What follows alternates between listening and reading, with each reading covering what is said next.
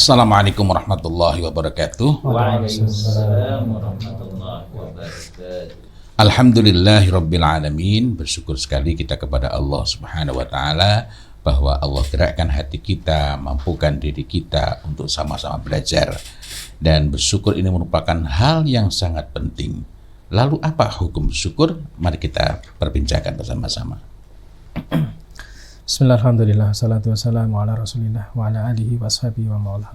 Kita lanjutkan baca kitab A'malul Qulub karya Fadilatul Syekh Muhammad Shalih Al-Munajjid hafizahullah ta'ala, termasuk di bab hukmu syukri. Qala musannif hafizahullah ta'ala, asyukru min aujabil wajibati alal muslim alaihi an ya'tarifahu wa yata'amalahu wa yahaqqaqa ma'anihi fi nafsihi. Syukur termasuk salah satu di antara kewajiban yang paling wajib bagi seorang muslim. Wajib bagi muslim untuk mengetahui, untuk mengenali apa itu syukur, kemudian merenungkannya dan mewujudkan makna syukur itu dalam dirinya. Wa qad dalatil adillatu syar'iyyah ala wujubi syukri. Dalil syar'i menunjukkan tentang wajibnya syukur. Wa min tilka adillah, di antara dalil syar'i tersebut adalah yang pertama al-amru al-mubasyaru bisyukri, yaitu perintah untuk bersegera atau langsung bersyukur. Qala ta'ala, Allah Ta'ala berfirman, fadhkuruni adzkurkum washkuruli wala takfurun. Wadhkuruni, ingatlah kalian padaku, adzkurkum, aku akan ingat pada kalian. Washkuruli, dan bersyukurlah kalian padaku, wala takfuruni, dan janganlah kalian kufur kepadaku. Fafil ayati amrun sharihun mubasyarun bil syukri. Di dalam ayat tersebut ada perintah yang jelas untuk bersegera dalam syukur. Wal amru yaqtadil wujub, dan perintah itu berkonsekuensi wajib. Wa qala subhanahu, Allah Subhanahu wa taala berfirman, wa wassaynal insana biwalidayhi hamalathu ummuhu wahnan ala wahnin wa fisaluhu fi amaini aniskurli waliwalidayka ilayyal masir.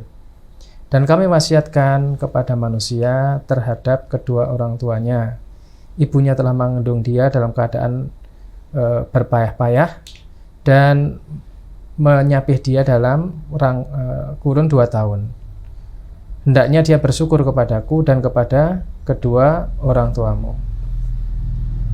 dan kepadaku kalian akan kembalikan atau tempat kembali. Wasu'ila Rasulullah SAW ayul mali natakhodda. Rasul SAW beliau ditanya tentang harta yang kita ambil atau kita gunakan. Faqala, kata beliau, liyatakhid ahadukum qalban syakiran. Kata Rasul, hendaknya salah seorang dari kalian atau kalian itu mengambil hati atau menjadikan hati yang bersyukur. Walisanan dzakiran, dan lisan yang berzikir. Wa zaujatan tu'inuhu ala amril akhirah, dan pasangan hidup yang bisa membantu dalam urusan akhirat. Padahal ditanya harta, Rasul menjawabnya, hendaknya kalian jadikan hati yang bersyukur dan lisan yang berzikir dan pasangan hidup yang bisa membantu mengingatkan dalam perkara akhirat. Itu yang pertama. Kemudian dzammu tarki syukri, tercelanya meninggalkan syukur. Qala ta'ala, Allah Ta'ala berfirman, liyakulu min samarihi wa ma amilathu aydihim afala yashkurun. Hendaknya mereka memakan dari buah-buahnya dan apa yang dibawa tangan mereka. Tidakkah mereka itu bersyukur? Yaqulul Baidawi fi tafsiri hadhil ayat. Imam Baidawi menjelaskan dalam tafsir ayat ini, amrun bisyukri min khaisu innahu inkaru litarkihi.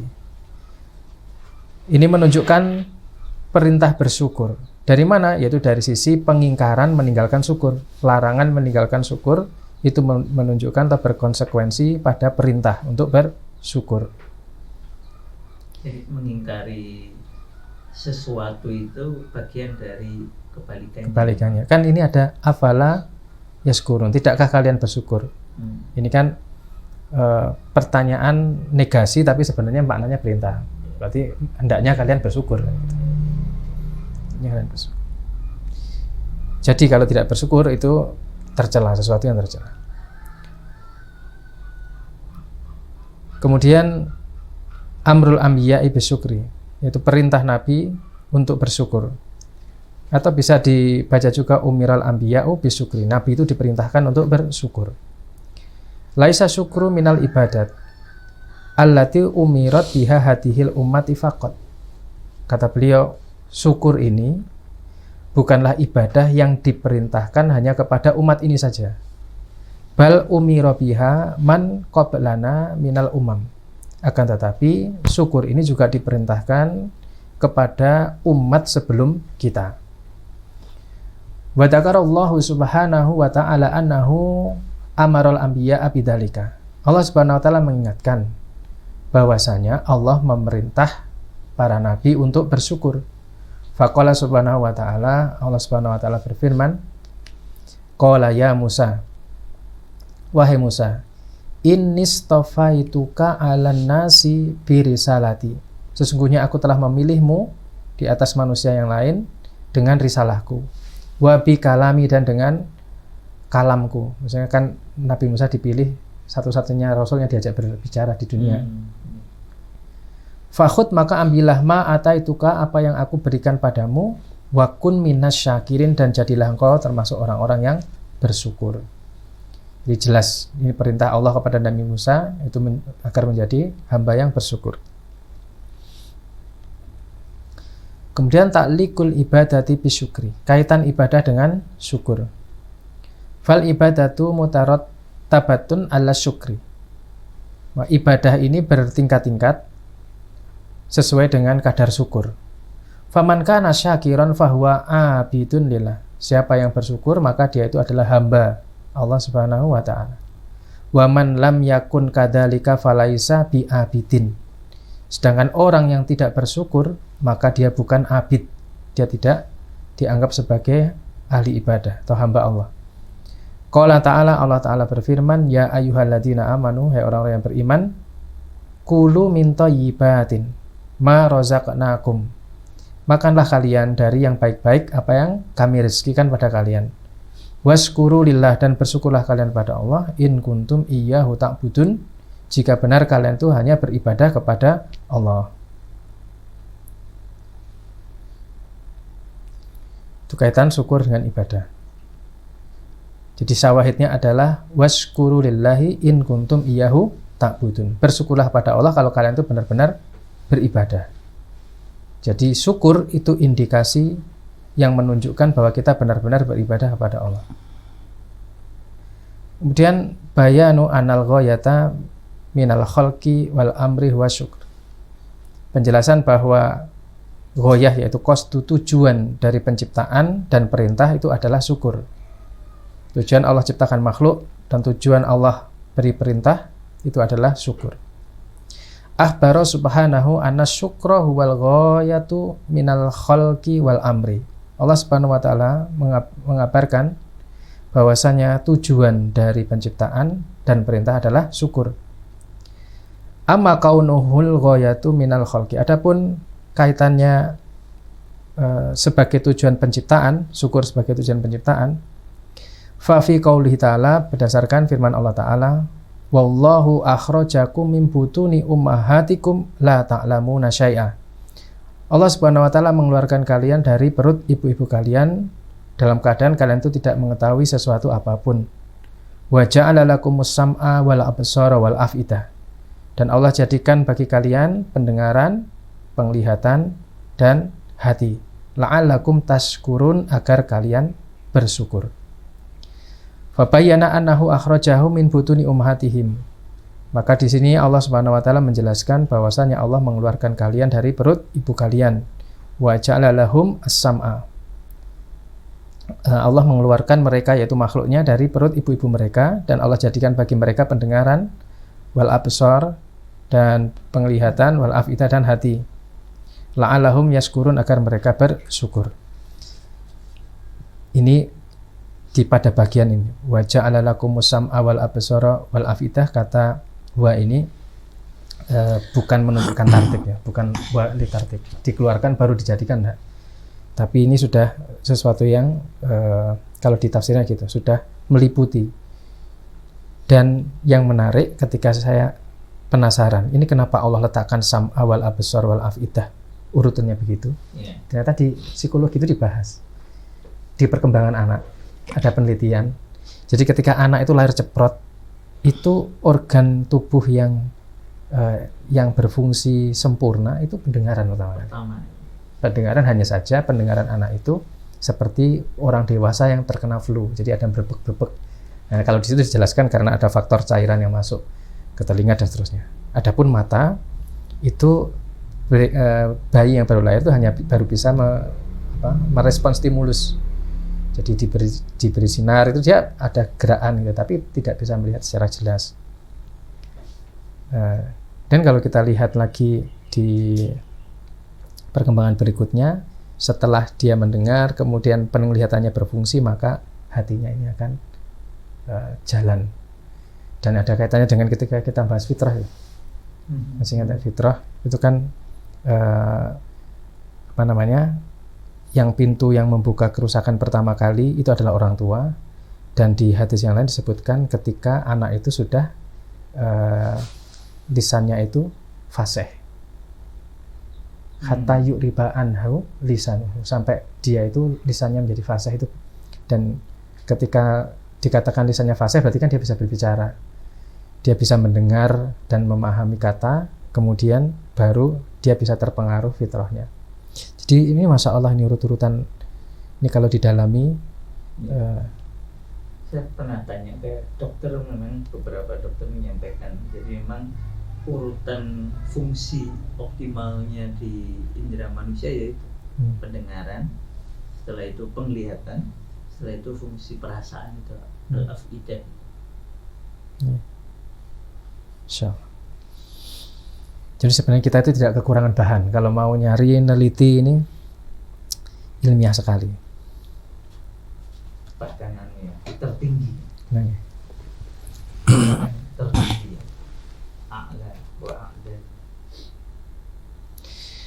Wa amma kaunuhul ghayatu minal amri, dan adapun syukur itu sebagai perintah, sebagai tujuan dari perintah, fa fi qouli ta'ala, berdasarkan firman Allah Ta'ala, walaqad nasarakumullahu bi Badrin, dan sungguh Allah telah menolong kalian di perang Badar, wa antum adillah, pada waktu itu kalian dalam keadaan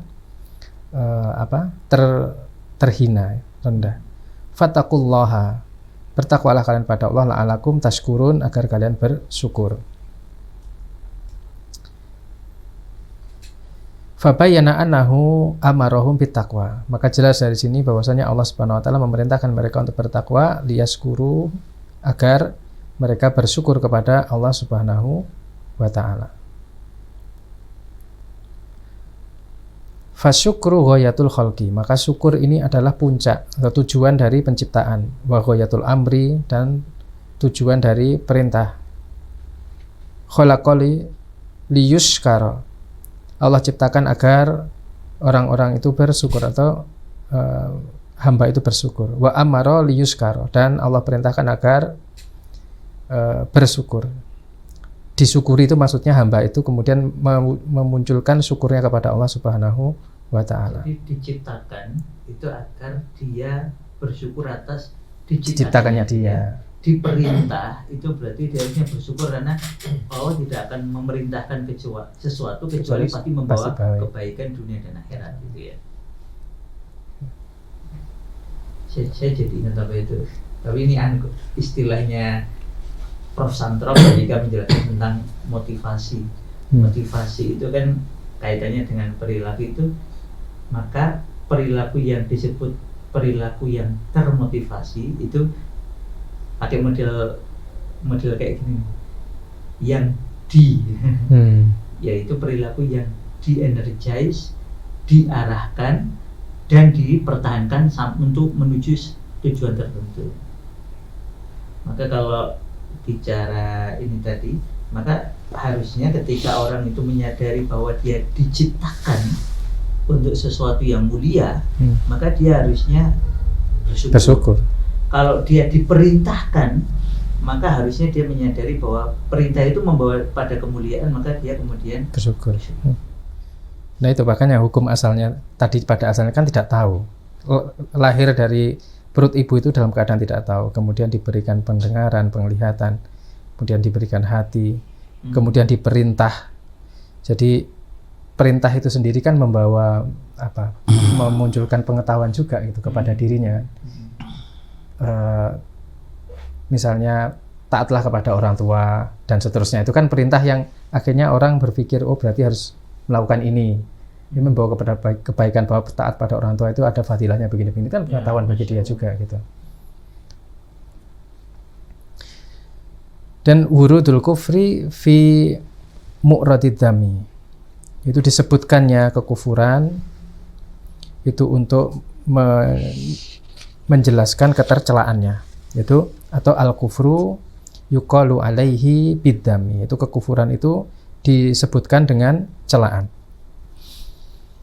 Laqad damallahu ta'ala al-kufra fi mawatinal mu'addidatin minal Qur'an. Allah Subhanahu wa taala menyebutkan tentang kekufuran itu di banyak tempat dalam Al-Qur'an. Qala ta'ala, Allah Ta'ala berfirman, afa bil batili yu'minuna wa bi ni'matillahi yakfuruna. Apakah terhadap kebatilan mereka itu beriman dan terhadap nikmat Allah mereka justru kufur. Wa hadadamu yustantaju minhu annahu labudda minal qiyami bididdihi. Nah, sesuatu yang tercela, sesuatu yang dicela, maka disimpulkan darinya bahwasanya tidak bisa tidak mesti dilakukan kebalikan dari yang dicela itu. Kalau disebutkan sesuatu yang dicela, maka berarti mafhum mukhalafahnya lakukan kebalikannya gitu. Waladhi huwa syukru, kebalikan dari kekufuran itu apa? Yaitu syukur. Fatabayyana bihadza wujubi syukur. Fatabayyana bihadza wujubi syukur. Maka jelaslah dengan ini wajibnya syukur. Kemudian yang poin yang terakhir, taksimun nasi ila syakirin wa kafirin. Manusia itu terbagi menjadi orang yang bersyukur dan orang yang kufur. Laqad qasama Allah Subhanahu wa ta'ala nasa ila qismaini. Allah Subhanahu wa ta'ala membagi manusia menjadi dua bagian. Qismun syakirun, yang pertama kelompok orang yang bersyukur. Wa qismun kafirun, yang kedua kelompok orang yang kufur. Wala salisalah lahuma, tidak ada yang ketiga.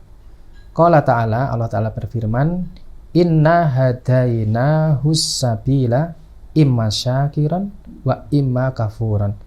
Sesungguhnya kami telah beri petunjuk padanya jalan. Ada yang kemudian menjadi orang bersyukur dan ada yang menjadi kufur. Wa fi mauti Nabil Islam alaihi salatu wassalam, akhbarallahu anan nasa yanqasimuna fihi ila qismaini. Dalam diwafatkannya para utusan Allah, yaitu khususnya Nabi Muhammad SAW, maka Allah Subhanahu wa ta'ala mengabarkan bahwasanya manusia itu terbagi menjadi dua, kafirun munqalibun ala akibaihi, mereka kufur, kafir, yaitu kembali kepada keyakinan lama. Wa mu'minun, dan orang yang beriman, syakirun, orang yang bersyukur, radin bima katabahullah, dia ridho dengan apa yang telah Allah tetapkan. Wadamal kafirina, Allah cela orang-orang kafir. Wa madakha syakirina, Allah puji orang-orang yang syukur. Qala ta'ala, Allah Ta'ala berfirman, wa ma Muhammadun illa rasulun, dan tidaklah Muhammad itu kecuali hanyalah seorang rasul. Qad kholat min qablihi rusul, telah berlalu sebelumnya para rasul.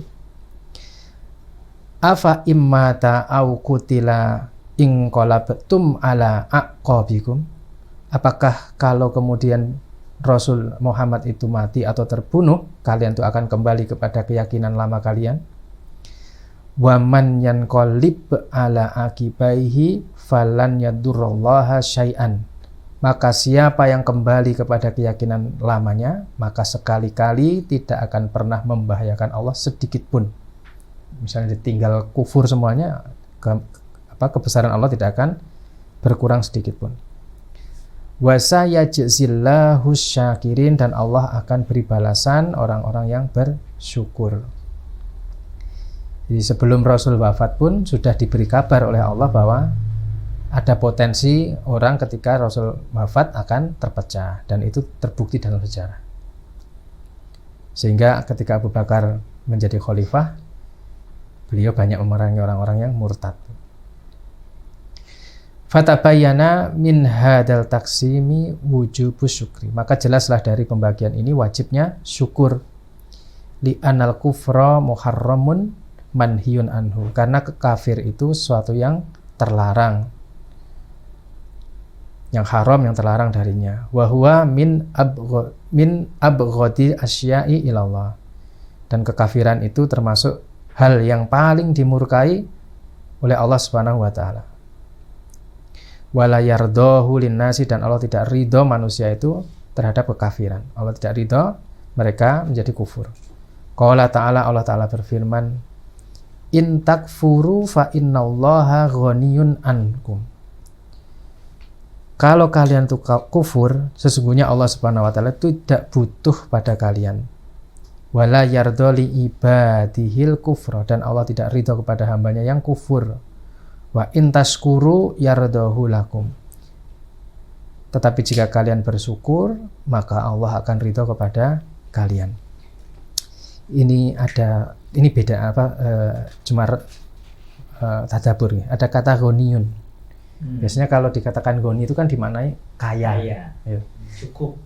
Cukup kaya gitu ya. Tapi di sini itu maknanya ghaniyun ankum, artinya tidak butuh pada kalian.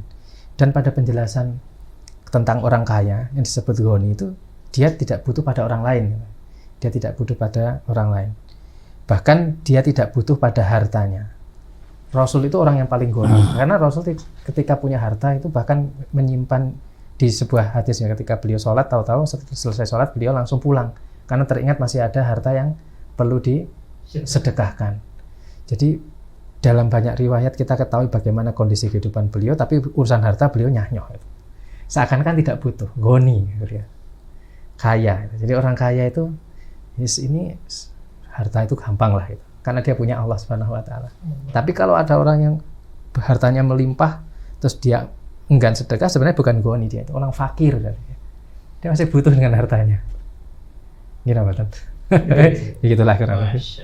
Tadabbur mawon, bukan tafsir, ini tafsirnya dibaca.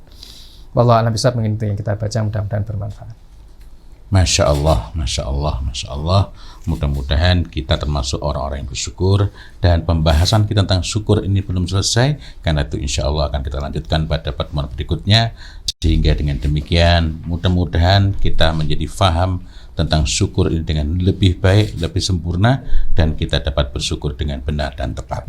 Allahu a'lam bishawab. Ihdinas shiratal mustaqim. Billahi taufiq wal hidayah wa ridha wal inayah. Walhamdulillahi rabbil alamin. Wassalamualaikum warahmatullahi wabarakatuh. Waalaikumsalam warahmatullahi wabarakatuh.